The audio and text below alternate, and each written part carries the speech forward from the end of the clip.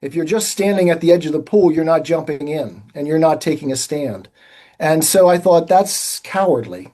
And so I said, I've tried the Christian way. It doesn't seem to work for me. I give up.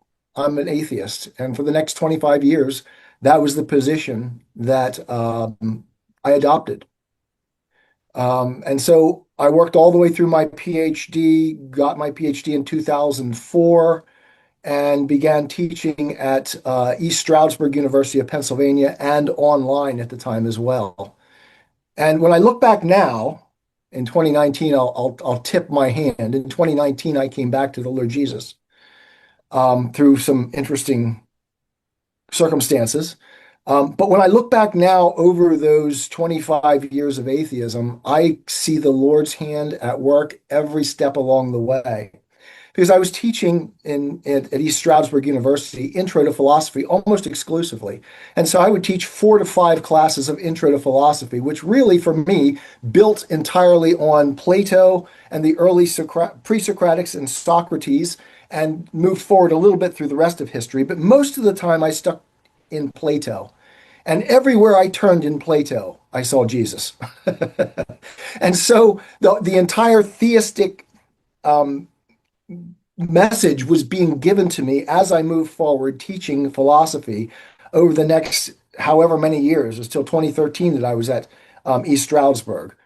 Um, and so eventually, my first wife got very sick with a condition called Lewy body dementia. And I was no longer teaching at East Stroudsburg University. I became an auto mechanic and worked there, plus teaching online. Um, my wife died in 2019, and in the meantime, my wife and I were actually going to church. I met her in Lancaster Bible College, my first wife, and so we were attending a local church. And around 2015, my wife was so bad she was institutionalized, and so I just continued to go to church because we had an adopted child, and I promised my wife I would keep her in the church. And so we were going to church, and there was another woman there whose husband was had cancer and was in a bad way. And I helped her a little bit with some things that were, she needed work with in her house and on her cars and things like that. And then about 2018, he died. And so we were kind of, texting buddies, talking about the things that were going on in our lives and how, the help, she helped me through some of the rough parts. And so we became pretty good texting friends. That's all it was. But when my wife died in 2019, I reached a crisis in my faith because and I call atheism a faith. I was really believing that atheism was correct. The problem was through that entire time where I was teaching philosophy up through 2019, the utter and absolute collapse of the atheistic worldview was evident to me. And so I had in front of me in 2019 these two paths. I knew what atheism was. I plumbed it to its depths. I knew where it took you, and I knew it took you nowhere. It took you to absolute, unanchored, a reality that's completely unanchored. You can't justifiably do science. You can't even do philosophy because if you don't have something that anchors the world and makes it real, you've got absolute relativism. And to me, that was nothing. The problem was, as many Christians would talk to me along the way, I would say to them, look, I see the value of the Christian life. I see the value inherent in it. I see that it anchors everything. The problem is, I threw the switch. I don't know how to throw it back.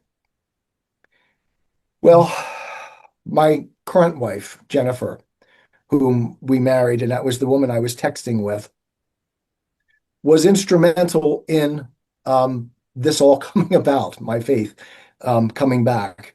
And at one point, we had our children at the local pool, and we were talking with one another while the kids were swimming. And I said to her, well, she was, complaining, but not complaining. I shouldn't say that. Jenny never complains. She was lamenting some of the things in life that were problematic. And I said, well, you should just marry me. And I meant it, of course, because over the years I had come to really, really appreciate Jenny. And I look around and think to myself, if I'm going to marry anyone, I would want to marry her, but that's not possible because as a former Christian, in my mind thinking to myself, I'm a former Christian, I know what the rules are. You don't get unequally yoked. And she said, you know what? She looked at me. She said, you know what, John, if you were a Christian, I would pack the van tomorrow and we would go away and get married. And suddenly my world collapsed around me because what I felt that I had done is I had offered her a pathway that was forbidden to her. And now I was responsible for that. And so I went through a crisis of my atheist faith. And that weekend, I actually went to New York to camp with my niece. And she and her husband are very strong Christians. And so I'm sitting there pouring out my heart to them. And my niece looked at me and said, "What's your problem?" She said, "You've come this far. You see the absolute death that is inherent in the atheist worldview. You see the value of the Christian worldview. So why don't you just give your life back to God?" Well, that sounds too easy. And it didn't happen right away. But as we drove back from New York, I reached my driveway and pulled in, and I thought, okay, I'll give it a shot, God. I don't even know what to believe anymore. I'll give it a shot, and we'll go from there. I said, if you can use me, I'm yours. And so I, I guess this is what I tell people. If you go to the Christian Atheist podcast or to my book, you'll get this in greater detail. But really, it came down to a weighing of values because the atheist worldview gave me nothing of value. It was utterly and completely empty. And I knew it as such because I had followed the logic of it. I'm a philosopher. I understand where logic takes you. I understand that when you take a certain position, there are certain things that go along with that, whether you know them or not. And I don't know any atheists, and I literally mean this. I don't know of any atheists other than like Nietzsche, or not even Sartre, because Jean-Paul Sartre eventually came back to a theistic view at the end of his life. But there are almost no atheists that I know of who are willing to follow the logic of their position. I did. And I knew it was empty.